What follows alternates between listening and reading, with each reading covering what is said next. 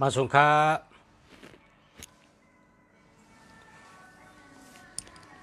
มาสงพ่อแม่พี่น้องผู้ทำยินกูเกาะกูก้นกูเกาะกูเจ้าตั้งเสียงกะมาสงค้ามีอันพี่น้องย้อนไว้กัดถะคาเตรัดกัดถะหาสู่เจ้าได้ต้องไล่ง่ายๆนะหาต้องได้ง่ายๆสาธุสาธุสาธุอิติปิโสภะคะวาโยมมะลาจาโนตาเวชสุวรรณโนมาลานำสุขัมอาหัมสุกโตนะโมพุทธายะตาเวชสุวรรณโนจตุมหาราชิกายัคฆพันตาพัดปุริโตเวชสะภูสะปุกธรรมอรหัมปุกทอตาเวชสุวรรณโนนะโมพุทธายะสาธุสาธุสาธุอิติปิโสภะคะวาโยมมาลาจาโนตาเวชสุวรรณโนมาลานำสุขัมอาหัมสุกโตนะโมพุทธายะตาเวชสุวรรณโนจตุมหาราชิกายัคฆพันตาพัดปุริโตเวชสะภูสะเวชสะภูสะเวชสะภูสะปุกทังอรหังปุกทอตาเวชสุวรรณโนนะโมพุทธายะอิติปิโสภะคะวาโยมะลาจาโนทาเวชสุวรรณโนมาลานำสุขัมอรหัมสุกโตนะโมพุทธายะตาเวชสุวรรณโนจตุมหาราชิกายัคฆพันตาพัดปุริโตเวชสะภูสะปุกธรรมอรหังปุกโทตาเวชสุวรรณโนนะโมพุทธายะอิติปิโสภะคะวาโยมะลาจาโนทาเวชสุวรรณโนมาลานังสุขังอาหังสุกโตนะโมพุทธายะตาเวชสุวรรณโนจตุมหาราชิกายัคฆพันตาพัดปุริโตเวชสะภูสะเวชสะภูสะเวชสะภูสะปุกทังอรหังปุกทอตาเวชสุวรรณโนนะโมพุทธายะอิติปิโสภะคะวาโยมะลาจาโนตาเวชสุวรรณโนมาลานังสุขังอาหังสุกโตนะโมพุทธายะตาเวชสุวรรณโนจตุมหาราชิกายัคฆพันตาพัดปุริโตเวชสะภูสะปุกทังอรหังปุกทอตาเวชสุวรรณโนนะโมพุทธายะอิติปิโสภะคะวาโยมะลาจาโนตาเวชสุวรรณโนมาลานังสุขังอาหังสุกโตนะโมพุทธายะตาเวชสุวรรณโนจตุมหาราชิกายัคฆพันตาพัดปุริโตเวชสะภูสะปุกทังอรหังปุกทอตาเวชสุวรรณโนนะโมพุทธายะอิติปิโสภะคะวาโยมะลาจาโนตาเวชสุวรรณโนมาลานังสุขังอาหังสุกโตนะโมพุทธายะตาเวชสุวรรณโนจตุมหาราชิกายัคฆพันตาพัดปุริโตเวชสะภูสะเวชสะภูสะเวชสะภูสะปุกทังอรหัง พุทโธตเวสสุวรรณโนนะโมพุทธายะนะโมตัสสะภะคะวะโตอะระหะโตสัมมาสัมพุทธัสสะนะโมตัสสะภะคะวะโตอะระหะโตสัมมาสัมพุทธัสสะนะโมตัสสะภะคะวะโตอะระหะโตสัมมาสัมพุทธัสสะอิติปิโสภะคะวายมราชาโนตเวสสุวรรณโนมาลานังสุขังอาหังสุขโตนะโมพุทธายะตเวสสุวรรณโนจตุมหาราชิกายัคฆพันตาพัดปุริโตเวสสะภุสะปุกทังอะระหังปุกโธตเวสสุวรรณโนนะโมพุทธายะอิติปิโสภะคะวายมราชาโนตเวสสุวรรณโนมาลานังสุขังอะระหังสุขโตนะโมพุทธายะตเวสสุวรรณโนจตุมหาราชิกายัคฆพันตาพัดปุริโตเวสสะภุสะเวสสะภุสะเวสสะภุสะปุกทังอะระหังปุกโธตเวสสุวรรณโนนะโมพุทธายะสาธุสาธุสาธุเก้ากรรมเอาค่ะหลัดเก้ากรรม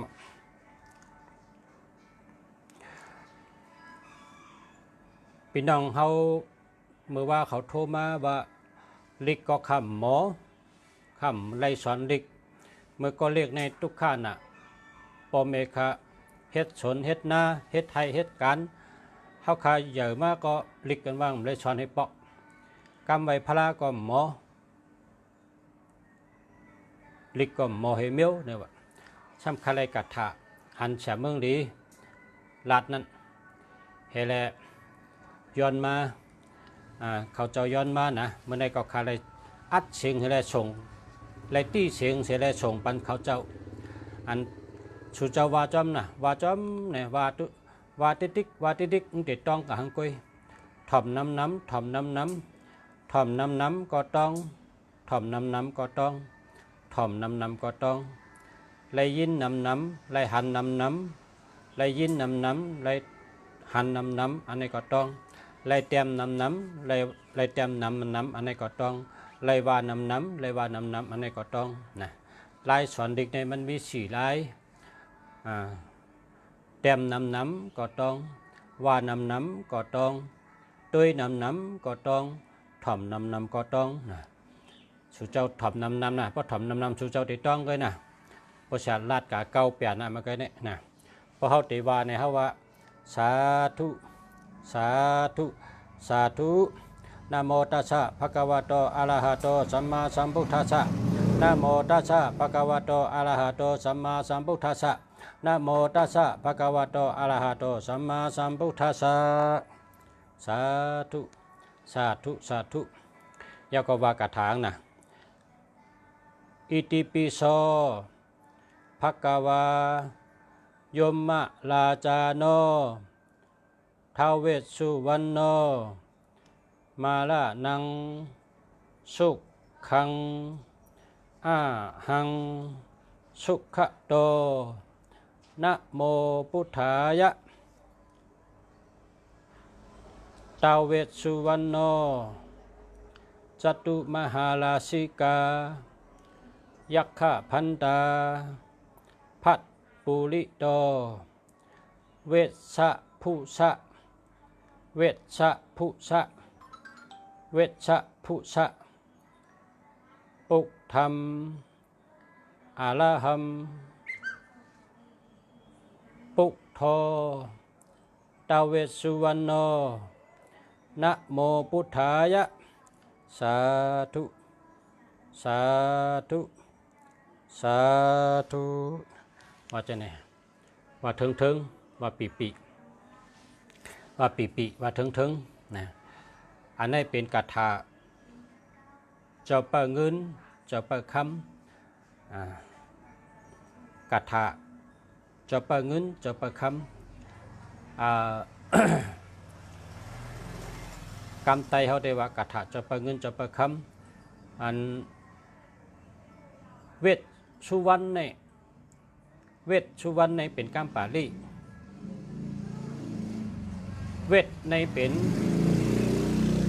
ปอกะนะเวทในเป็นกนกะสุวรรณในบอกว่าคำนะสุวรรณในบอกว่าคำปอกรรมไตเขาก็ว่าเจ้าคำนั่นน่ะเจ้าก้นขายคำเจ้าก้นกะคำนะเจ้าของร้านคำนะเจ้าของร้านคำเพราะว่าป้าบอกว่าเจ้าร้านคำนี่เจ้าร้านคำอันว่านั้นก็เปิดเขาเป็นชัดเจนน่ะก้นขายคำเนี่ยนะเขาเป็นก้นขายคำ เพราะว่าก้นหมักก้นมีเนี่ยเป็นก็ซื้อคำมาขายเป็นผุยแสงคำผุยร้านคำนั่นก้นขายคำนั่นน่ะอันนั้นน่ะกรรมไตเขามันบอกว่าฉะนั้นเวทในบอกว่าก้นกะสุวรรณในบอกว่าคำสุวรรณในบอกว่าคำปอกะคำปอกะคำเจ้าเปิดเงินเจ้าเปิดคำเจ้าเปิดเงินเจ้าเปิดคำในศึกปืนมันเจ้าเมืองเจ้าเป็นก้นเนี่ยนะ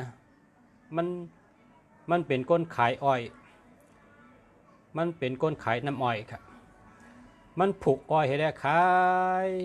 เร่งเจอมันครับเร่งลุกเร่งเมมันเร่งนาเฮินตาเยมันก็ใน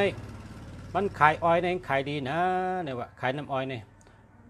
เอาตัวอ้อยในมาอีกให้ขายน้ำอ้อยดิบเนี่ยขายดีเนี่ยมันทำซื้อทางเครื่องปั่นน้ำอ้อยเนี่ย5 เครื่องนะซื้อมาเครื่องปั่นน้ำอ้อยเนี่ย5 เครื่องแล้วก็มีไว้เครื่องหนึ่งตั้งหมดเนี่ยมี6 เครื่องนะตั้งหมดมี6 เครื่องอันตา5 เครื่องเนี่ยมันจะปั่นน้ำอ้อยให้ได้ขายตา5 เครื่องเนี่ยขายน้ำอ้อยกวนตา1 เครื่องนั่นมันจะปั่นน้ำอ้อยให้ได้หลูกูก็กวนก็เลยมากก็เอาน้ำอ้อยลิบนั่นใส่ก็ให้ได้กว่าหลูกูก็มันปั่นกูก็กินให้อิ่มกูก็เฮ็ดนั้นต่อตัวซักมันครับเฮ็ดนั้นต่อตัวซักมันมีเครื่องปั่นน้ำอ้อยใน6 เครื่องในตา5 เครื่องในมันจะปั่นน้ำอ้อยรีบให้ขายตา5 เครื่องในขายตา1 เครื่องในซ้ำปั่นให้แล้วลูพารามาก็มากินน้ำอ้อยดิบค่ะมากินน้ำอ้อยดิบค่ะดูค่ะข้าวกู้สูงค่ะมากินน้ำอ้อยดิบค่ะเนี่ยมันปั่นน้ำอ้อยเนี่ยพาใครกินอ่ะเผามาของเล่งกูก็นะอ่ำใบนาเล็กนาใหญ่อ่ำใบคนยิงคนใจอ่ำใบเผาละพอยังมาตีมันจะปั่นน้ำอ้อยนั่นมันจะเล่งกูก็เอากูสูมันอ่ะมันให้นั้นต่อตัวซักมันมึงเป็นก้นนะมึงเป็นก้นมันเป็นก้นขายน้ำอ้อยลิบเนี่ยปั่นให้ขายตา1 เครื่องในมันจะหลูเอากูสูงเลยตา5 เครื่องจะปั่นให้ขายดิ๊กๆนะตั้งหมดมี6 เครื่องตาเครื่องในเอากูสูงตา5 เครื่องในซ้ำอิดน้ำอ้อยดิบให้ขายดังวันให้นั้นต่อตัวซักมันก็ในวายมันตายเสพปั่นไรเป็นก้นขายน้ำอ้อยลิบนั่นนะป้องตายให้จัดนาวเนี่ยแทงจัดจะมาเกิดเป็นขุนหอค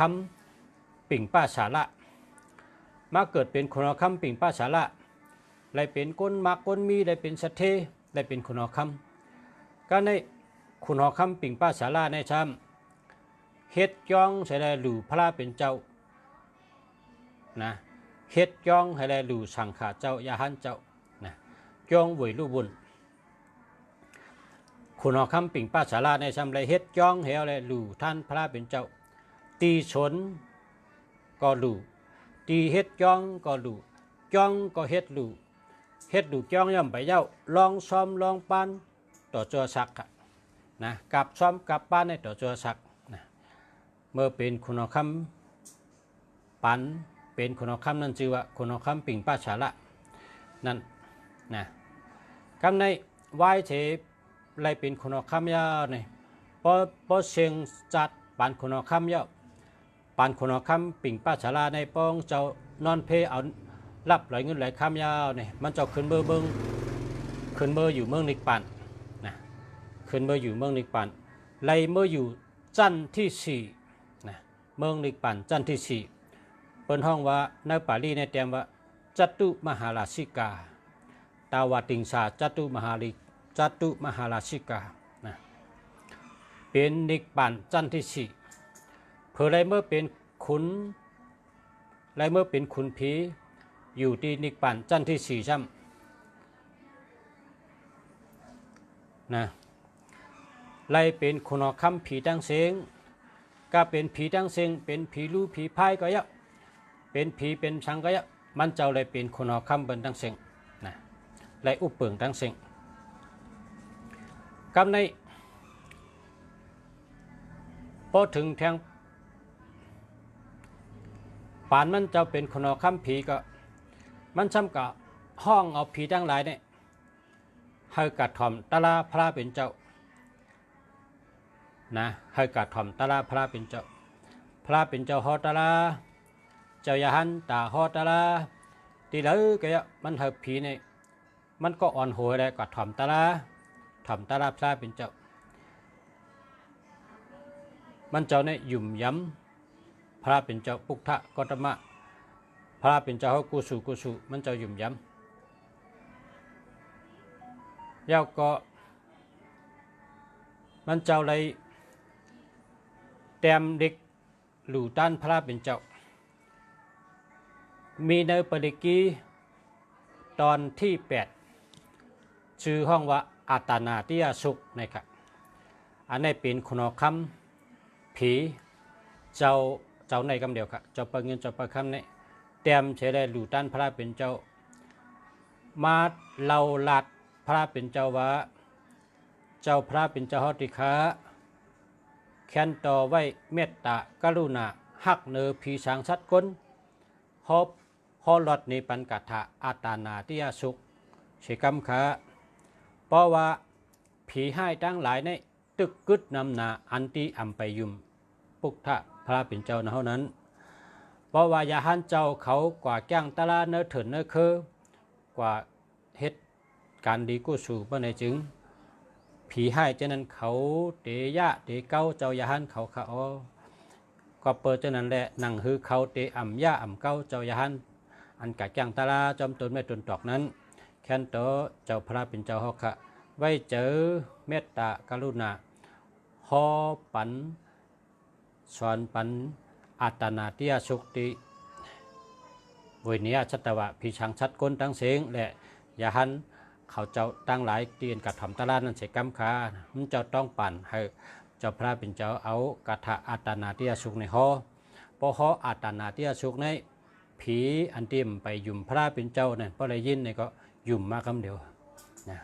ยุ่มมาคำเดียวก็แปลว่าเนื้ออัตนาติยสุขที่8นั่นเป็นกถาสั่งสอนให้ผีเขาเจออันไปหู้จักพระให้หู้จักพระพอไรหู้จักเขาก็มีลองยุ่มย้ำนับถือที่พระเป็นเจ้าเข้ามาเตว่าเช่นนั้นค่ะแล้วก็กถาเจ้าปะเงินเจ้าประคำเต็มปัปปาจานิยกรรมว่าหลู่ต้านพระเป็นเจ้าแล้วก็เต็มอันนี้เป็นว่ากถาคุณชิกยาเต็มเนี่ยกถาคุณชิกยาเต็มเนี่ยเป็นว่าเช่นนั้นอันนี้ทำเป็นมันเจ้าเต็มแทงมีป้าจึงเจ้าไว้มีป้าจึงเจ้าไว้อันนี้ทำมี10 แถวนะมี10 แถวอันมีไว้เนื้อปั๊บเนี่ยเพราะว่าก็เลยใครก็ภาษาก็ส่งปันถึงติอันนี้ก็เป็นกถาลีเอาหลอดกันนะมันก็มี10 แถวก็ยาวแล้วก็หลอดง่ายวางง่ายนะ อันภาษาในหลอดมาหึงนะอมชบเลยนะอมชบเลย เพราะว่าลอดกระถาใน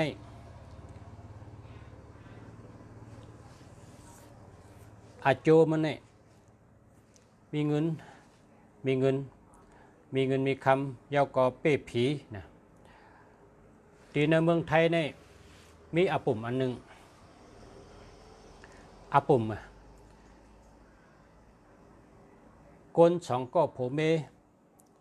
เอากันแล้วก็มีลูกก้อนนึงเนี่ยว่ากำในช้ำโผในช้ำกากะก้นกุปอกในพวกกากะในกว่าหึงนะกากว่าเป็น2 ปีจะในจังไกมาเฮิรนกากะขายแต่ได้มาปอกเฮิรนในนานมานะก็ในมันกว่าหึงนะกาได้2 ปีไป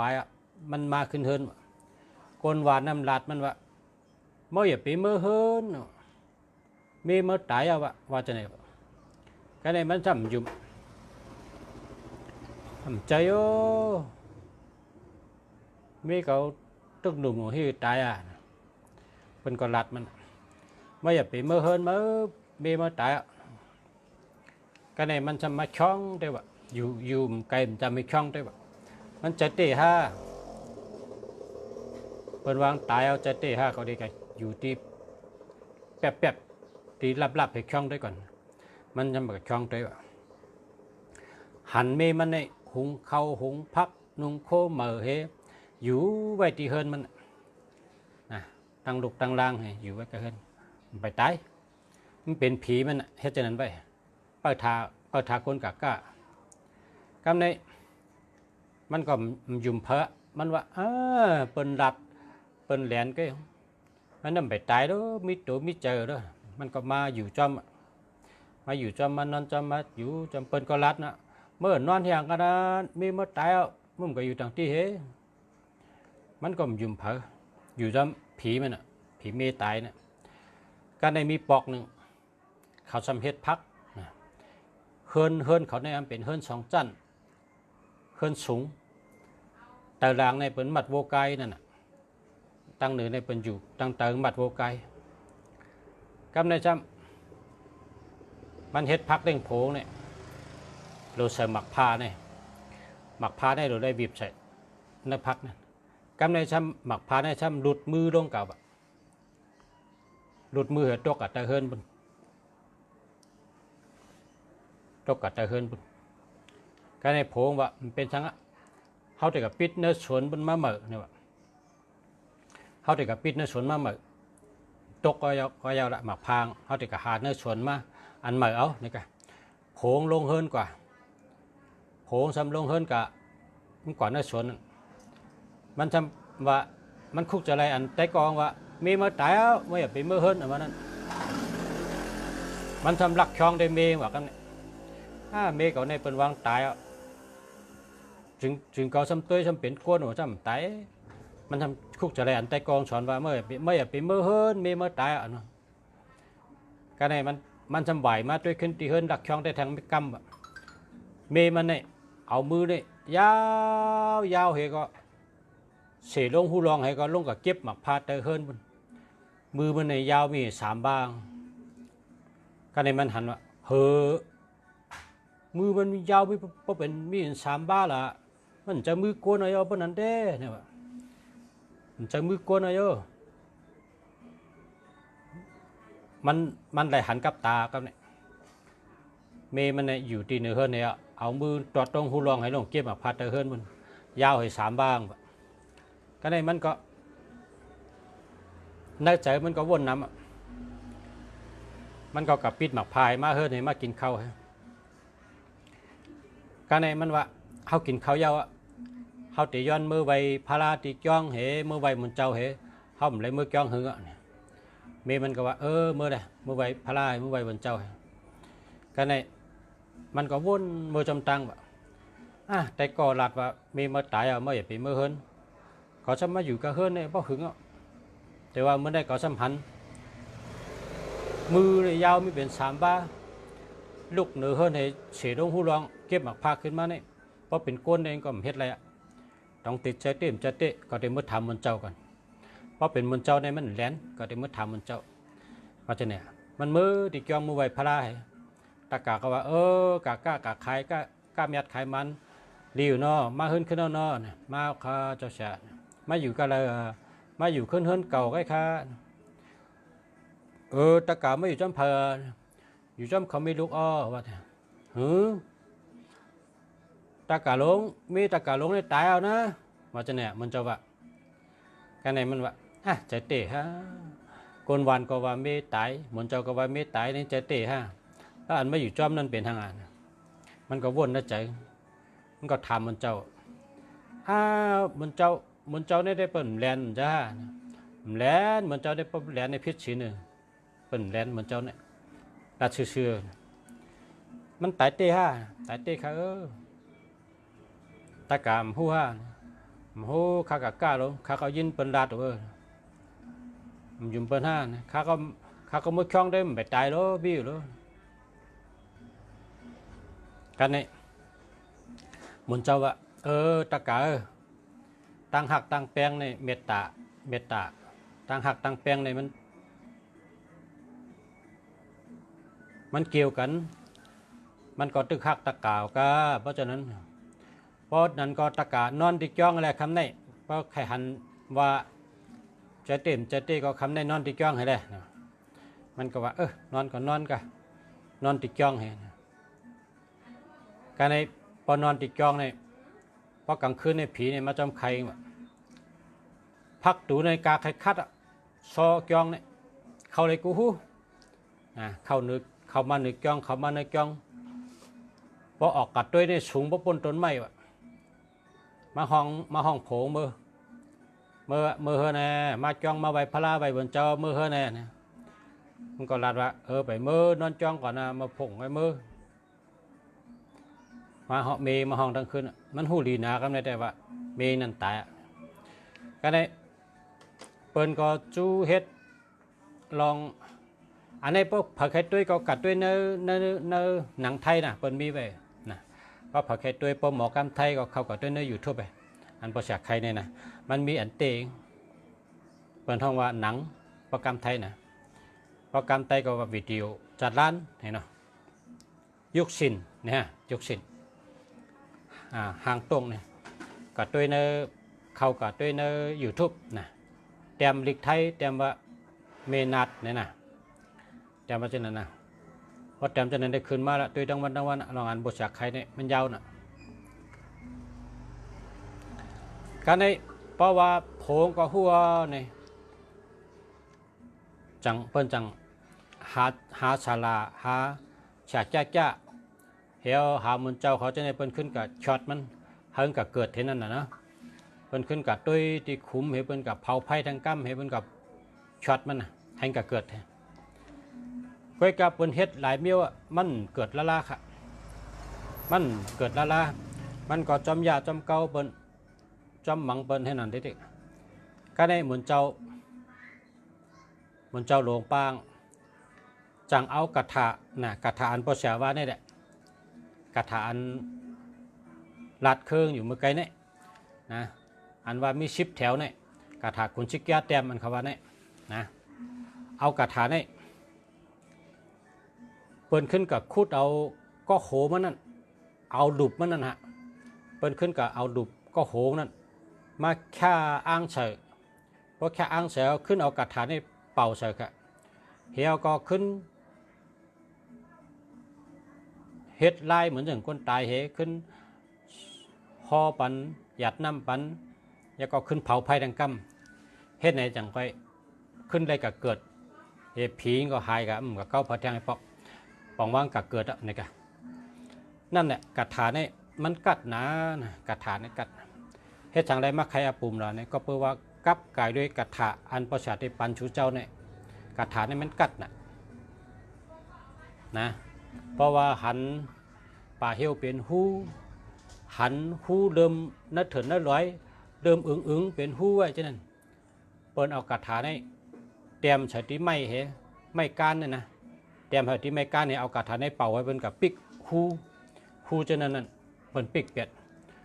เพราะว่าหูเมี้ยนั้นมันเป็นหูเมี้ยมดีพอกลางคืนเนี่ยจะออกหากินโวกายว่ากะหาดอกก้นว่ากะหากินก้นใช่ไหมเปิ้นเอากระถาในปิกเป็ดกระถาใน ราะผักอะไรก็สั่งมานะแต่ส่งปันเกมันมีเนื้อปับเนี่ยครับกระถาเนี่ยเจออะไรนำครับเพราะกังเนยก็ลูกมะรอดบ้านไหนก็อยู่ดีกินวันรอดเพหาเงินเลยง่ายเด็กกะตั้งก็รอดเทกะเด็กกะเหตุการณ์ก็รอดเทกะตื่นมากังเนยก็ล่างนาก็รอดกระถาเนี่ยเป็นรอดเมืองไทยในเป็นรอดนำลังนะครับเมืองไทยเนี่ยนะระหว่างมีป่าวัดมันมีปืนมันมีลองตั้งลองมีตั้งเปลี่ยนมานะกระถาเนี่ยกระถาเนี่ยมันหู้ก้นเต็มนะเขาก็ว่าคนชิกแก่เต็มเนี่ยก็มันเป็นกระถาเจ้าประเงินจะประคำมันมีป้าจือจะประเงินจะประคำอยู่นั่นเองครับนะขาดที่ห้อในสู่เจ้านะพระผักใครก็สั่งมาใครส่งปันนะโมตัสสะภะคะวะโตอะระหะโตสัมมาสัมพุทธัสสะนะโมตัสสะภะคะวะโตอะระหะโตสัมมาสัมพุทธัสสะนะโมตัสสะภะคะวะโตอะระหะโตสัมมาสัมพุทธัสสะปุตตะกาโมลาเพปุกตังธนากาโมลาเพทานังอธิกายกายญาณาเทวานัมปิยตัมสุตวาอิติปิโสภะคะวายมะลาจาโนตเวสสุวรรณโนมาลานังสุขังอะระหังสุขโตนะโมพุทธายะจายาสนากตาพุทธาจิตาวามาลังสวานังจตุเชจาสัพพังละสังเยปิวิงจุนาลาสัพพะตันเนกาลาตายโยพุทธาอัฏฐวิสตินายกาสัพพิปฏิติตาไมหังมัตตะเกเตมุนิสาลาสีเสปฏิติโตไมหังพุทโธธรรมโมทวิโรจานีสังโฆปฏิติโตไมหังอุเลชปะกุณากาโลหัตถเยเมอนุรุทโธสาลิปุตโตจาตะกิเนกอนติญโยปิติปะกาสามิมกาลานะจาวามะเกตะกินีสาวานีไมหังอาสุงอนันตยาหุโลกัจจปจะมหานามอุปาสุงวามาโสตะเกเกสันติปิติปะกาสามิชุลิโยวะปะพังกโลนิสินโนสิริจัมปันโนสปิโตปุณิปุงกวกุงมาลากัจจปเทโลมหิจิจิตัมวัตโกโสไมหังวาตานินิจังปฏิทัชิกุณากาโลปุณโนอังคุลิมโรจาอุบาลินันดาสุริเทโลปัญจอิเมจัตตานลเตติดากามะมะเสสาสิติมาเทลาวิจิตาจินาสาวกาเอเตสิติมหาเทลาจิตาวันโตจิโนราชาจารันดาจิระเตจินะอังกะมังเคสุสันติตาลาดานัมปุระโตอาจิตะกิเนเมตตาสุรากังทัจจกังปัจจโตอาจิวาเมอังคุลิมาลากังคันธามอลาปริเตนจาอัตนาดิยสุรากังอากาเจชาตานังอาจิเชสาปะกาลาสันติตาจินานาวลาสัมยุตตาสัตตปะกาลาลังกาตาวาดาปิตาติเซนจตาภัยเดจตุปัตวาอาเสสาวินายังยันตุอนันตจินาเตจาสาวาจโตเมจกิจินะสัทธาสัมพุทธปัญจเลชินะปัญจละมะชัมหิวิหารันตังมหิตาเลสัตตาปรินตุมัมสัพเพเตมหาปุริสาสภาเอติวามันโตสุขุโตสุเลโคจินานุโพยนะจิตุปัตตวธรรมานุโพยนะจิตาลิสังโฆ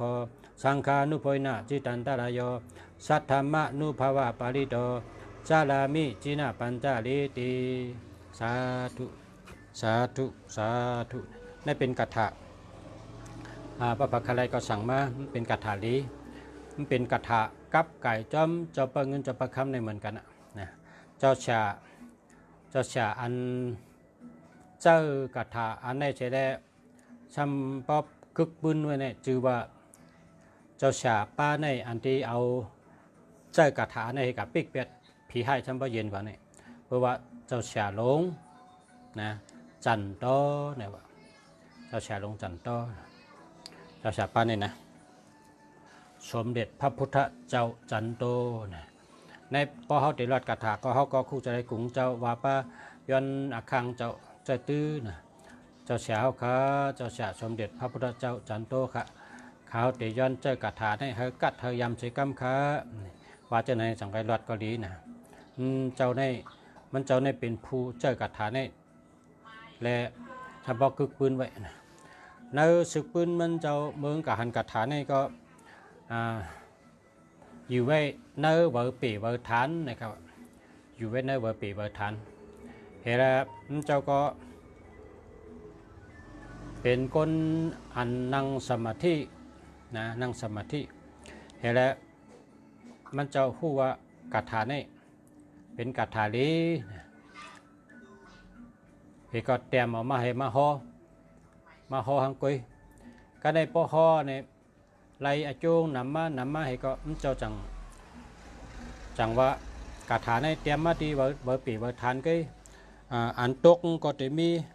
อันตุแมนก็จะมีเขาว่าเตเอากันนี้ภูมิตั้งหูใหญ่ตั้งหันนำเขาอย่าหันเจ้าเขาอันเป็นไรเห็นมาสูงอันเป็นเป้ป่าดีอันเป็นหูดิปองเท่านั้นเจ้าจังเอากันต่างรัดนี้ตีเป็นอันหูเต้ขึ้นโดยเหี่ยวเป็นก็ว่า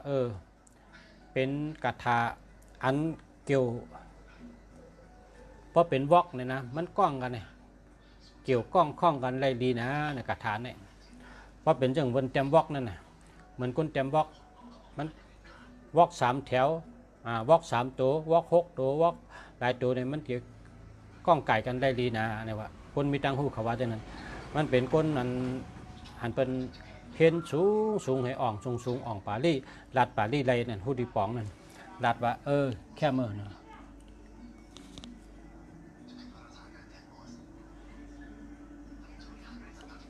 เป็นปั๊บไหมครับมีเขาเพราะอะไรเรากีดกัดเย็นมีค่ะสั่งมาคาในส่งบันปั๊บเรากีดกัดเย็นหมาย5 แต้มมีค่ะหมาย5 แต้มมีหมาย4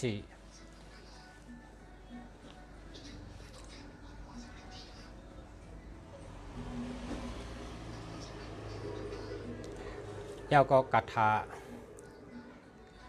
อันกับไก่ด้วยจะเปิงเงินจะประคำในกองมันมีอยู่อันติรัดมาเนี่ยเนาะ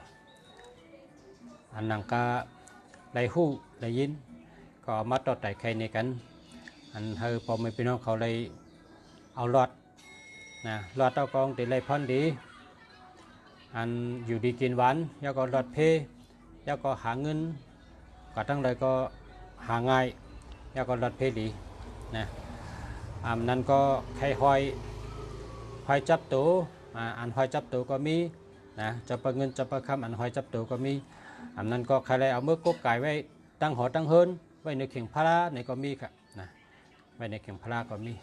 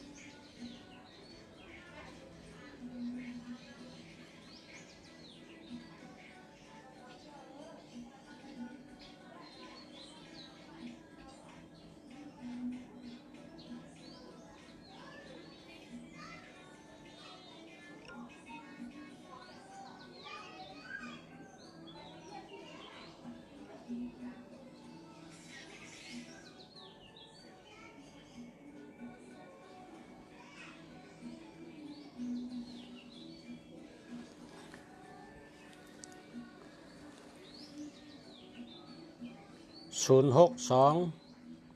081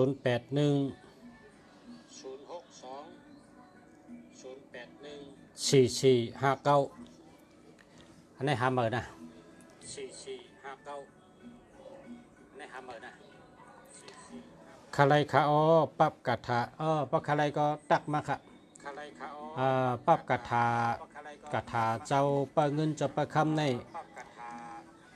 เราเอามือไว้จับตัวจับจริงค่ะเฮาเป็นคนหลีเมืองเฮามาอยู่เมืองไทยในเฮาจะว่าเฮาเป็นคนหลีเมืองเฮามาอยู่เมืองไทยในเฮาจะว่าลืมเมืองเฮานะเฮาก็ลืมก็เพราะฉะนั้นแหละเฮาไล่ของหลี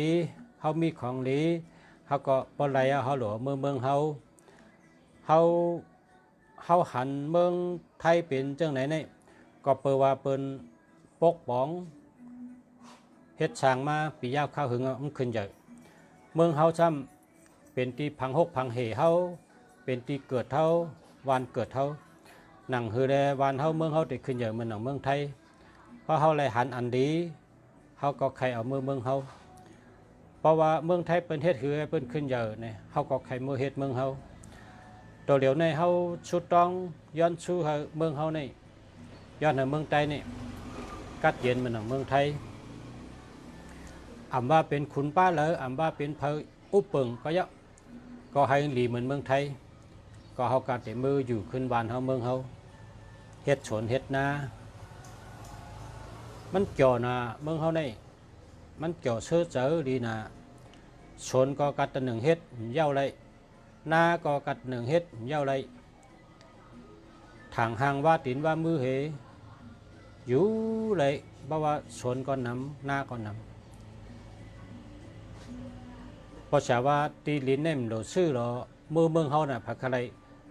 รให้ปังสุดสายตาก็มีจอมผังน้ำลงน้ำก็เข้มนะน้ำก็เข้มเมื่อเร็วเนี่ยมีคนอยู่นะ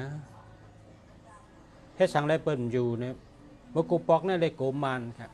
พอมานมาเนี่ยมานทำตีชอคนใจทำอะไรโกหับชอไม่ยิ่งทำมาน้ำกั้นจันดูหลายป้อตายแหมตายให้ไหนมาในทำให้น่ะกูปอกในเมือกน่ะเห็นเป็นโกมานน่ะพระมกาอยู่น่ะ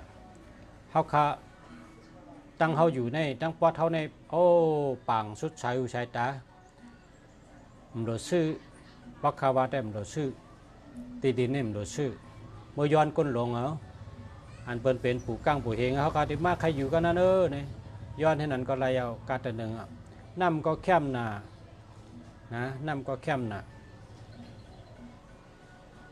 น้ำก็เหลืองวันเหลืองมีตาเสเฮ็ดจังในเปิ้นอยู่ในนี่เปิ้นโกก้นแหวกกองเขานั่นน่ะมันมีหลายจุ่มน่ะนะจุ่มเหลือมากก็ดีกูจุ่มนะให้ได้เปิ้นอยู่แกเพราะว่าเมืองไทยในได้ดีน่ะแหละเป็นเมืองมีคนหอกคำเมืองมีเจ้ามันอยากคนหอกคำนะซึกก็เปิ้นมีจุ่มเหลวแกงนิกจักคนเมืองเป้กินคนเมืองจอนะคนใจคนยิงคนใจแกเป็นเกิดเมืองไทยได้จอนะใครเมืองไทยเขาเหมือนเมืองไทยเนี่ยเขาสุดต้องเช่นนั้นนะย้อนให้เมืองไทยเขาในกัดเย็นมันหนึ่งเมืองไทยนี่ก็จอนะเย้าลองเฮ็ดการเฮ็ดงานหาจินเด้งต้องนั่นคิดใจสังอาจะอยู่เมืองเขาใน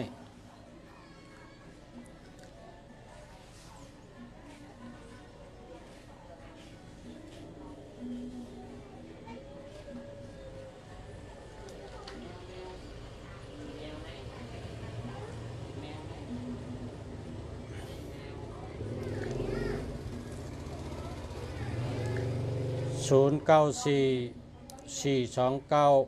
89 493จะแล้วครับ09988713 692ห้ามเบอร์ครับ0978955761จะแล้วครับใครก็ปักใครก็กับสืบมากครับนะ064 242 6153อันนี้ก็ดีครับ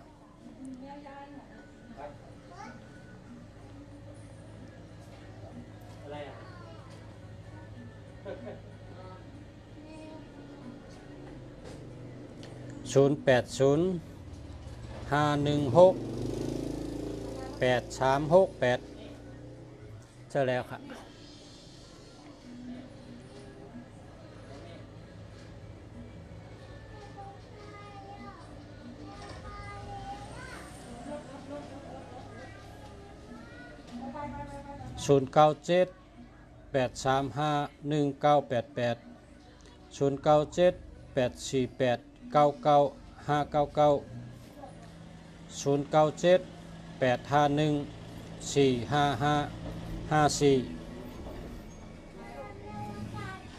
เจ้าอันดับกลางเข้มเลยเปิ้ล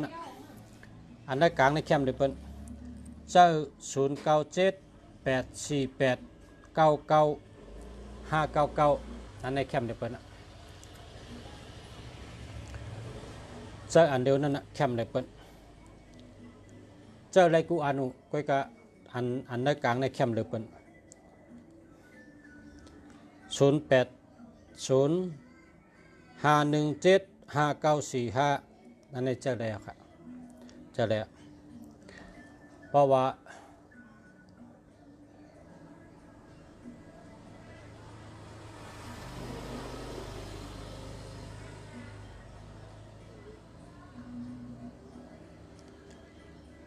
เจอแล้วครับนะเพราะว่ามันมี94จ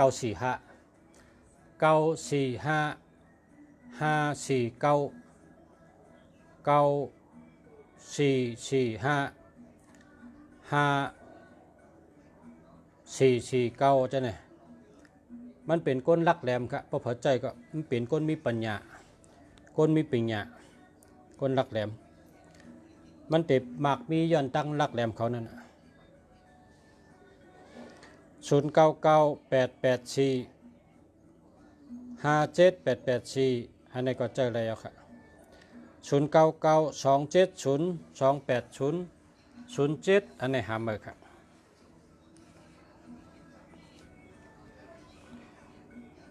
0634962187อันนี้หาเมื่อนะ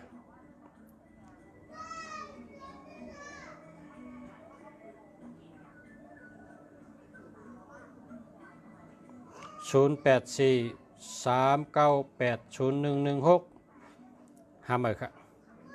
0944298943เจอแล้วครับ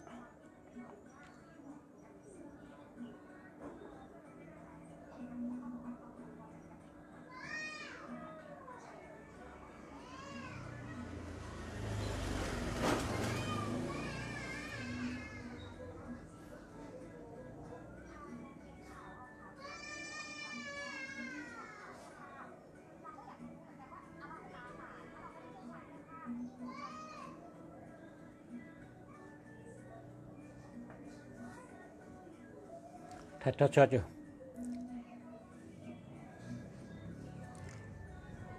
เมื่อกี้ในเตะ11 โมงแทง5 นาทีกันแทง5 เมล็ด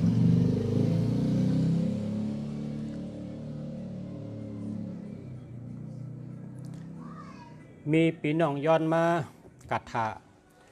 ภาษาก็เลยมาสอนปนักนะเขาจะว่า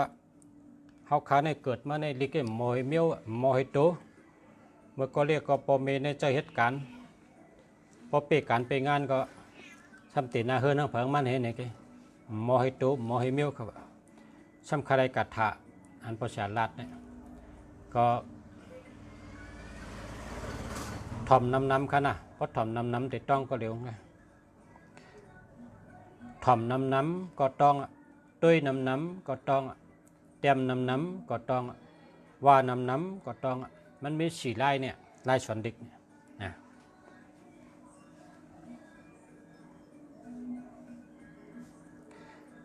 0988408976อันนี้หาเหมือนกันเนาะ0619417361หาเหมือนกัน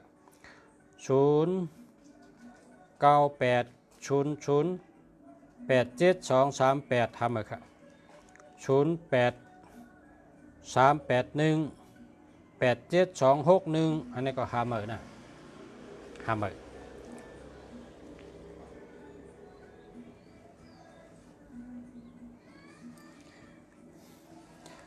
0641932648อันนี้เจอเลยอ่ะ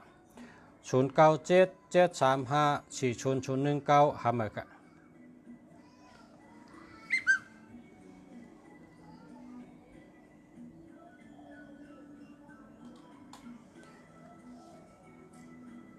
ฉลาเขาว่า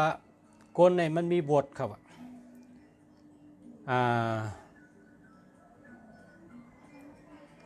ก้นในมันมีบทเผยบทมันเนี่ยว่า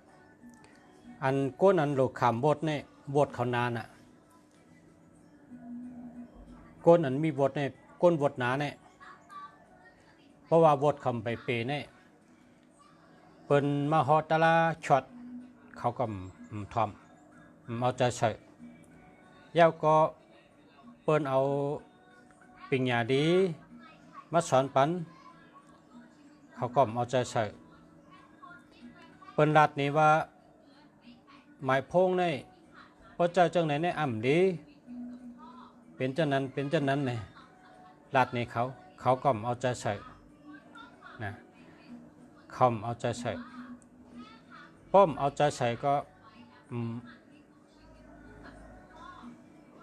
อะไรหูดีปองมันน่ะป้อมเอาใจใส่เนี่ยหูดีปองมันป้อมหูดีปองมันก็ลองอันฉลาดว่าพระเจ้าจังไหนเนี่ยมันดีค่าเนี่ยเพราะว่าเอาใจใส่เนี่ย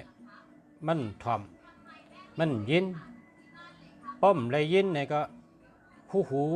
เลยยินก็ออกก็เลยวนพอออกเลยวนก็มาเขาเจอแต่ได้เคยเรียกไรมันเหตุการณ์ปันนะคนมีบทเนี่ยนะพอคนบทนะพอคนตึกมีบทคำย่อมแหลกค่ะอันนี้สลาคาราดอย่าพอคนที่บทเปรี้ยวเนี่ยเปิ่นดัดแต่ว่าใครกับหาหังกุ้ยวะใครกับจูเปิ่นตัวหังกุ้ยวะด้วยบันคารูหมายพงคาในจ่องดีเพราะเจอจ่องมีเงินเพราะเจอจ่องรถเพเนี่ยอันนี้เขาเปรี้ยวบทเขาเนี่ยเขาเปรี้ยวบทเขาเนี่ยเขาใครหู้ว่าหมายพงอันเจ้าเก่าเจ้าเนี่ยจ่องดีจ่องมีเงินจ่องรถเพเนี่ยกับหาถามอันนี้คนจะในบทเขาเปรี้ยวยาวก็คนนั้นตึกหลุดคำบทแทงบทคำไปเปรี้ยเนี่ยคำถามฉันไปว่าเนี่ยเปิ้นรัดนี่เขาก็คำเอาทอมเฮ็ดจอมอันนี้ว่าบทในมุนใบปีในการได้คำสัมชละจัดปานมันเป็นกว่าคือกะหยาบกะทุกข้ากะเลยกรรมจัตตาของมันเนี่ยว่านะซ้ำแทงพอเป็นเห็บพันเป็นมีเห็บพันเตะและจ่าเห็บพันเนี่ยเพราะจ่ายำเขาเถื่อนในหุ่จักเพราะเห็บพันเนี่ยเป็นกินนะเพราะจ่าเห็บพันเนี่ยเป็นกินเนี่ยเพราะเป็นจ่าแล้วก็เห็บต่อห้อยเนี่ยเพราะเป็นเห็บต่อห้อยอันเต้เนี่ยเป็นกินก็แก่เพราะเป็นจ่างอันนั้นเป็นกินเนี่ยเขาคัดเนี่ยเป็นไต้หวันนอกเมื่อเขาคัดก็เรียกในเห็บต่อห้อยเนี่ยออกมาพอไม่เขาก็อ่อนกิน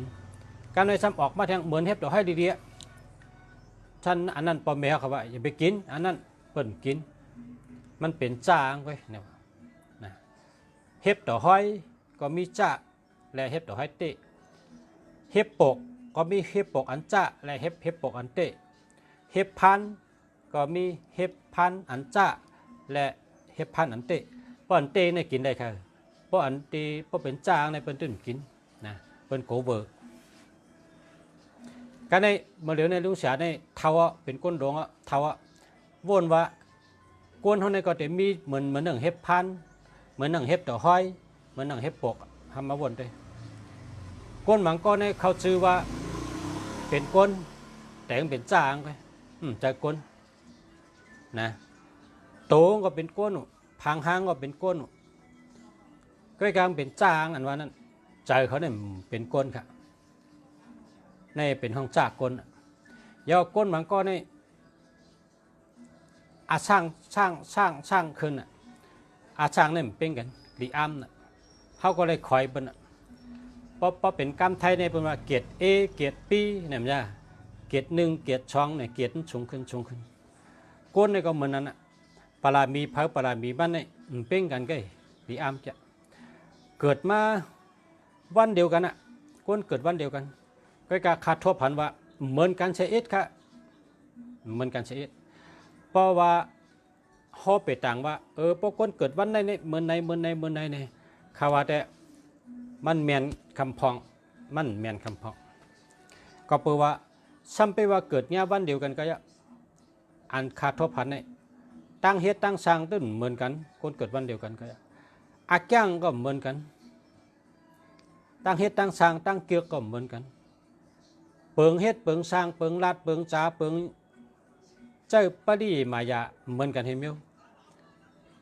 ลองเจ้าจัดปานเนี่ยเหมือนกันชีวิต ช่ำไปว่าเกิดวันเดียวกันก็มันขึ้นอยู่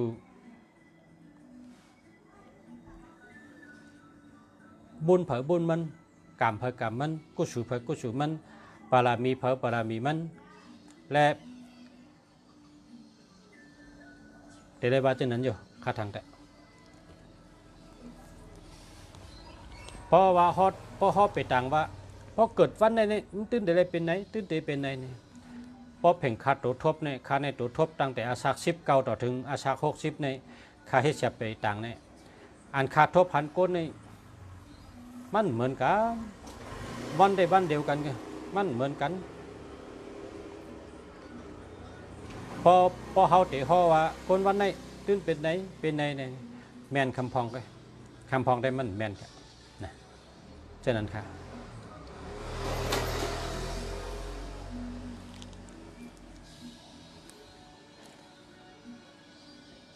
แม่นเป็นมังก็แม่นใจขยะมันนะ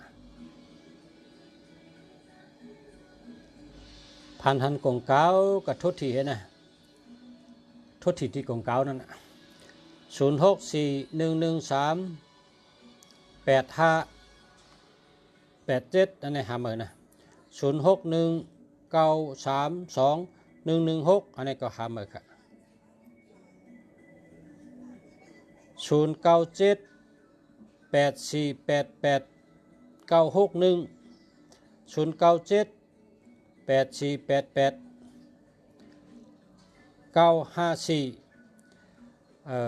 เข้มทั้งสองอันนะเข้มทั้งสองอันนะใจทั้งสองอันนะอย่าไปแปดใจอันนะเอาทั้งสองอันนะเพราะถามว่าสองอันนี้อันใดเข้มหรืออันใดก็เข้มทั้งสองอันเหมือนกัน61เนี่ยครับ61เนี่ยเป็นคนเก็บเงินอยู่นะหาอะไรมาก็จู้ไรหอมไรเก็บไรหอมไรมีเงินมีคำนะ61เนี่ยนะกำใน54ฉันมีปีญาดีทั้งสองอันนะ0621569673หามาครับ0925937987 หามาครับ0993039050หามาครับ0946200042หามาครับ0626563916อันนี้แคมจะรีเต้ครับ0958149925หามาครับ0944417589หามาครับ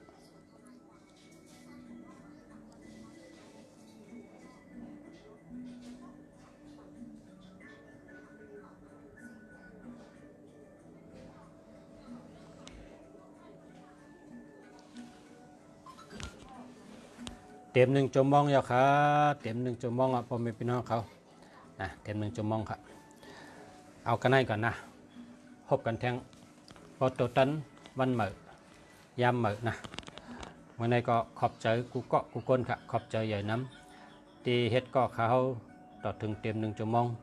ขอบใจค่ะนะขอบใจใหญ่น้ำครับกูเจอครับขอบใจครับ0944759011หามาครับ0894793658อันนี้เจออะไรค่ะเรียวค่ะนะ0987938615อันนี้ดีครับ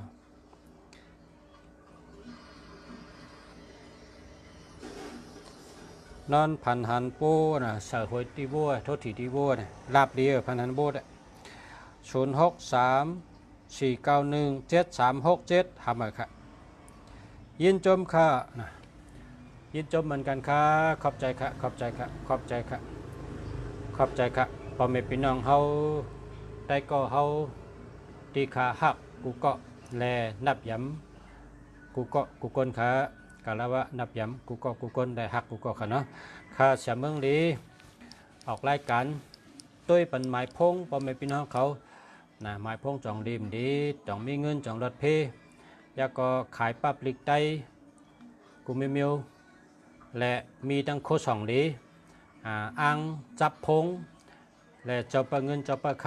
ำพาราปุกทาจินาราชปุณตะโกไก่นะพาราปุกทาจินาราช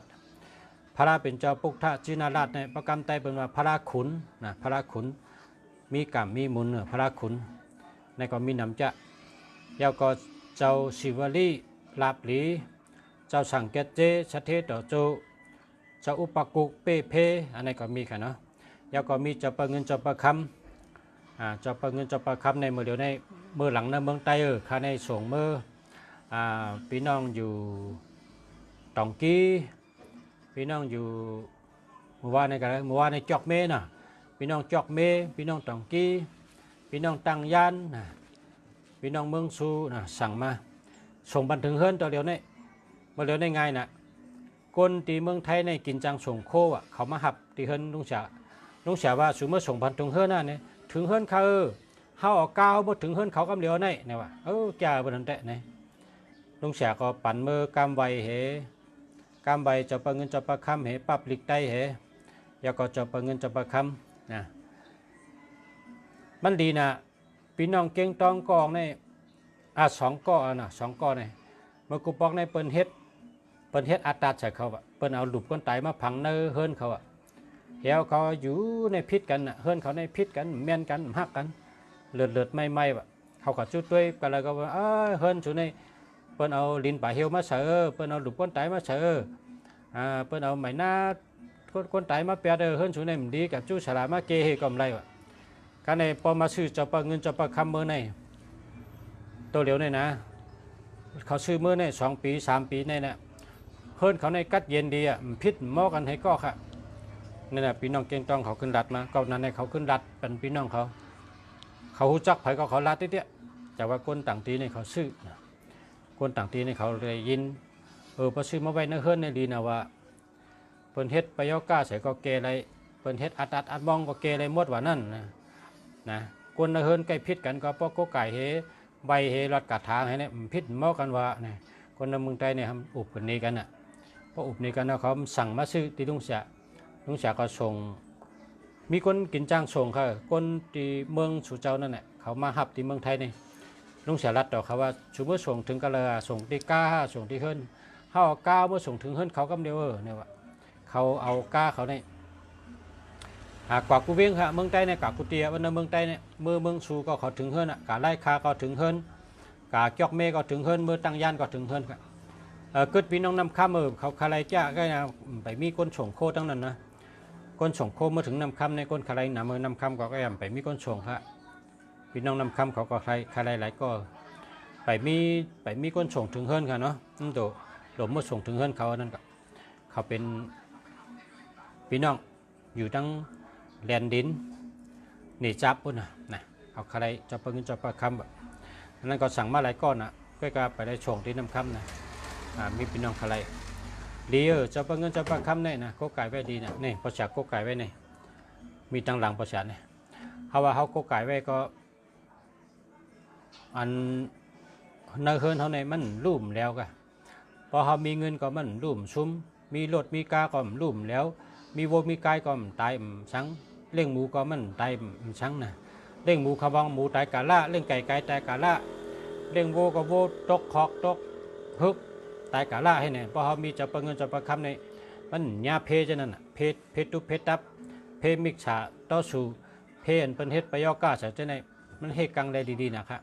พอเขากะถึงกะคือเขาก็เอาป้าจับตัวกะนอนถึงนอนคือก็ได้โกผี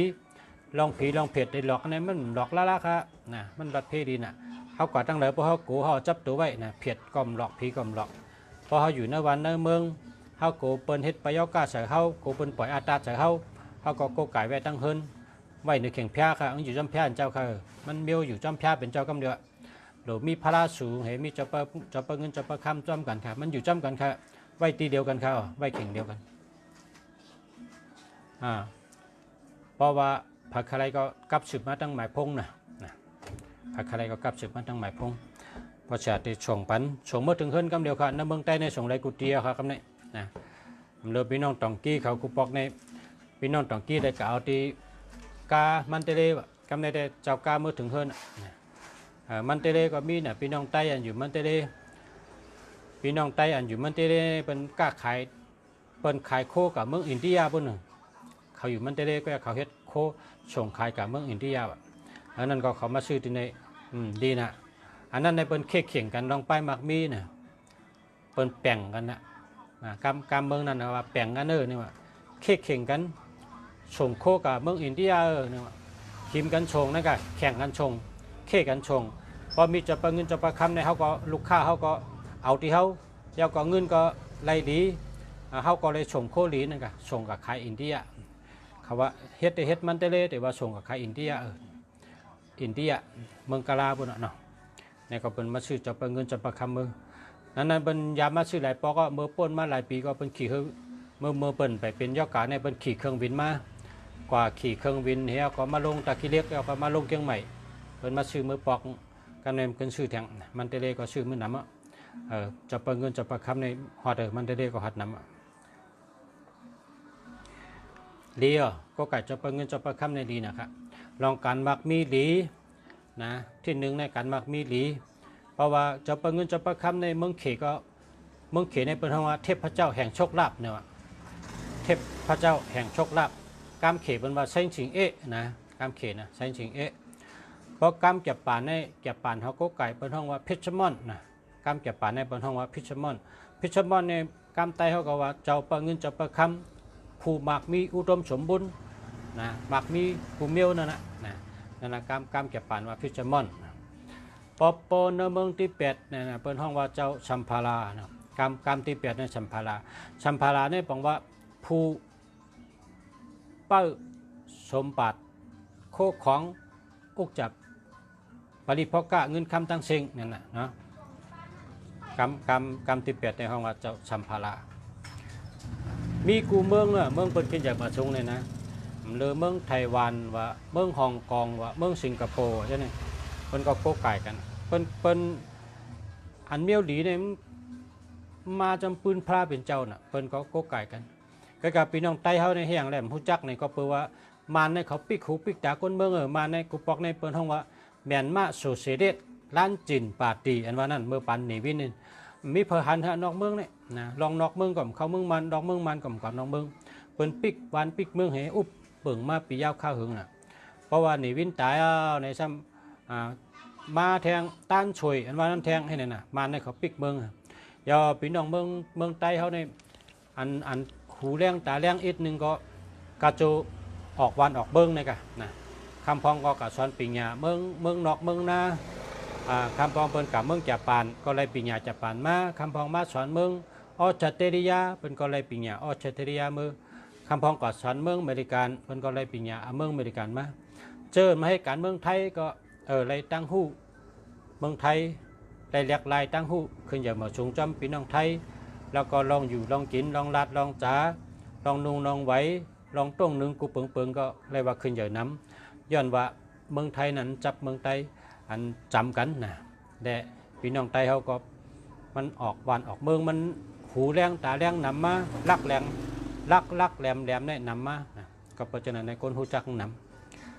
ำโตคานี่ก็ออกเคลื่อนมือเฮงกระปัก84เพราะว่าออกเคลื่อนเนี่ยเพราะอยู่ที่เคลื่อนก็จังลาดในชูเจ้าจังไหนละเพราะอยู่ที่เคลื่อนก็ข้าก็เป็นคนเฮ็ดสวนเด้งสวนตองก็เตเป็นปลุงเฮ็ดสวนเด้งสวนตองจังนั้นแกก็ไม่ได้ออกบ้านออกเมืองอันนี้ก็เลยว่าเตได้ขอบเจอเกจูตังเลยออกบ้านออกเมืองเลยออกบ้านออกเมืองก็เลยมีข้าวยำคันนี่นะมีข้าวยำเลยออกมาลาดปันบ่มีพี่น้องเขาว่าโกไก่จังไหนนี่มีเงินโกไก่จังไหนนี่รอดเพอโกไก่เมียวในดีเนี่ยข้าก็มาลาดปันชูเจ้าใครกับชื่อเมืองไหนก็ชื่อก็ไล่เหมือนกันกว่าชื่อที่ไหนก็ชื่อละไล่เหมือนกันนะเพราะว่ามันเหมือนจังหนังพระเป็นเจ้าปุกท่าจินาราชนี่แหละมีกุฏิเนาะในเมืองไทยเนี่ยปุกท่าจินาราชมีกุฏิกาชื่อเจ้าศิวลีมีกุฏิกว่าชื่อเจ้าอุปกุกมีกุฏิกว่าชื่อเจ้าสังเกตเจมีกุฏิกว่าชื่อเจ้าเปิ้งเงินเจ้าเพิ่งคำมีกุฏิมันจะว่ามีตีลุงเสียตีเหลียวมันมีตังเมืองมีเตี่ยมเมืองมีกุฏิมีกูเวียงมีกูเวียงมีกุฏิ เฮาเลยฮู้จักไว้แล้วก็ฮู้อาโจงพอเฮาเตะก็ไก่หังเฮาฮู้อาโจมันนะเฮาฮู้ปอกก็ไก่เจ้าศิวลีลาบลีเนี่ยพี่น้องใต้ก็ฮู้อ๋อปอกก็ไก่เจ้าศิวลีในลาบลีวะนะเจ้าศิวลีขี่เป้เฮ็ดสังก็เป้เปิ้นเจ้าศิวลีขี่โตโตเงินโตคำเจ้าศิวลีขี่จ้างจ้างในอย่างเดิมเปิ้นในกุลกำปุติปาเนี่ยในกุลกำผาในจ้างในตัวอย่างเดิมเปิ้นเจ้าศิวลีขี่จ้าง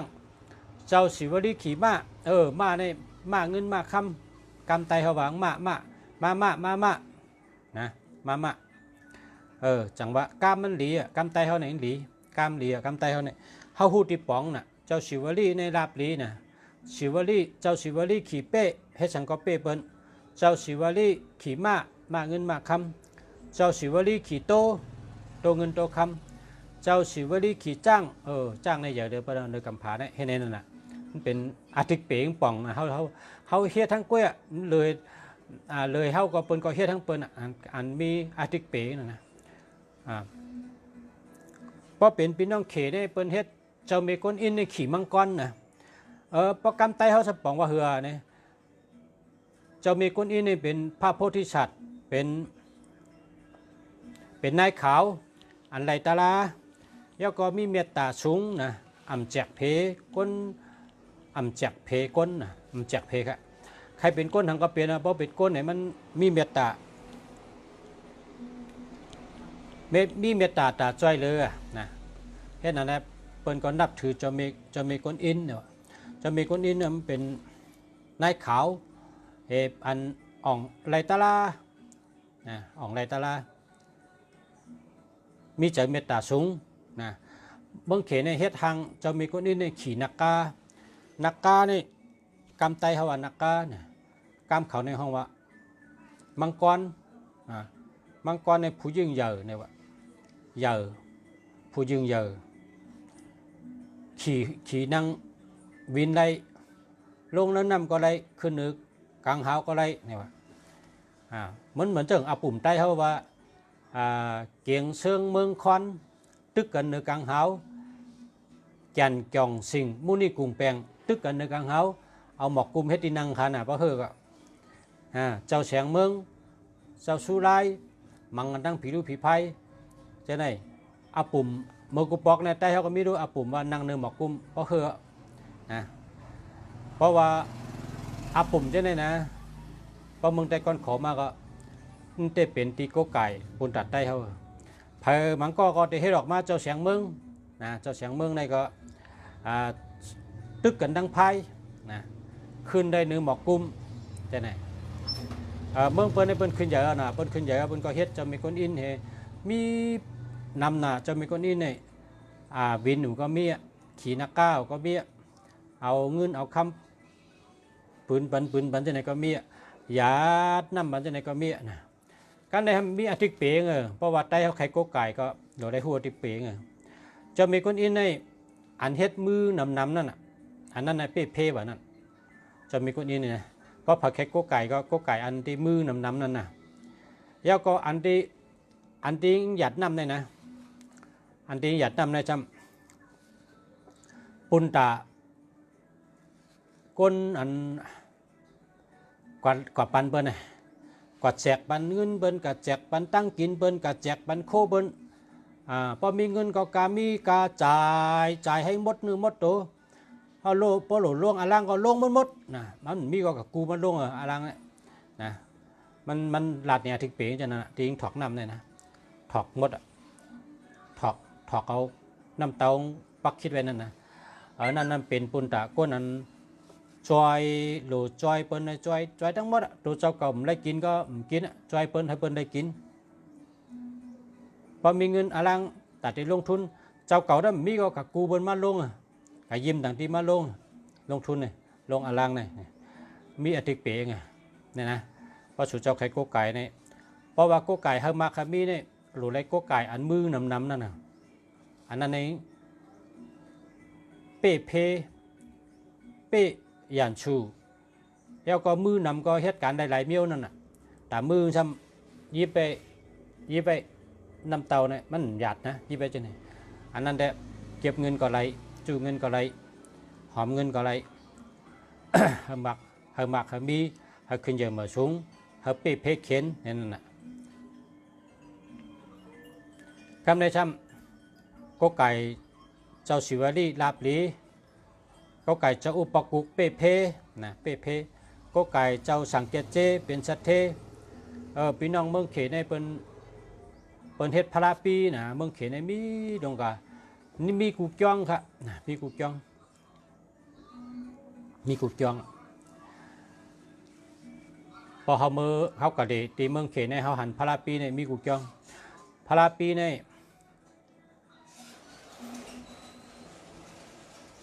มันเจ้าในปืนลุงฉายำใครว่ามันเจ้าในเป็นเมื่อจัดก่อนในมันเป็นฉลาดมันจึงเข้านี่เป็นฉลาดไตเต้นไตอ้างเหยศยาก้นไข่ก้นเป็นเนี่ยแกหน่าป้องกายาก้นในมันเอามันคันนะใครรู้ก็รู้ว่าหรือให้เปิ้นหายแกนะไตเต้นก็ใครใส่ก็ใส่ยศยาก้นใครรู้ก็รู้หรือให้หายแกมันคันเพราะเดิมตายเหี่ยวจัดเป็นฉลาดแล้วเนี่ยพอแทงจัดที่สองในเลยก็เกิดเป็นคนใจปิ่งหยาใหญ่รักแหลมตั้งหู้ใหญ่ตั้งหันน้ำเป็นภูมิตั้งหู้เมื่อปันนั้นเจ้าก็ได้กับเป็นอามาตย์หลงดีในว่างคนหอคำนะได้กับเป็นอามาตย์หลงในว่างหอคำพอถึงเลยเป็นอามาตย์หลงเอาเนี่ยคนหอคำใจกับปังพลายจะมาตัดกับชอมนะเพราะกับจุแพนเจ้าก็ช็อตเอาเป็นตะปีพลายเป็นเจ้านาลิงเตรียมมาเขาว่าอุบกันได้กันเนี่ยเมื่อต่างวันก็อุบทั้งน่ะเมื่อในก็ขอบใจกูเจ้ากะตีเฮ็ดก็ลุงเสียเมืองดีทำรายการจำกันจูมองปลายอะไรวะเขาว่าเข้าใจเรือว่าพอต่างบ้านก็อุบกันทั้งน่ะขอบใจค่ะยินจมค่ะเหม่อสูงกูเจ้าย้อนให้กูก็อยู่ดีกินวันเหตุการณ์ขึ้นใหญ่เหม่อสูงย้อนให้ผู้ดำยินได้ขึ้นใหญ่เหม่อสูงอยู่ดีมีเงินห่างดีกึกปืนกูเจ้าเสียกำค่ะเหม่อสูงค่ะ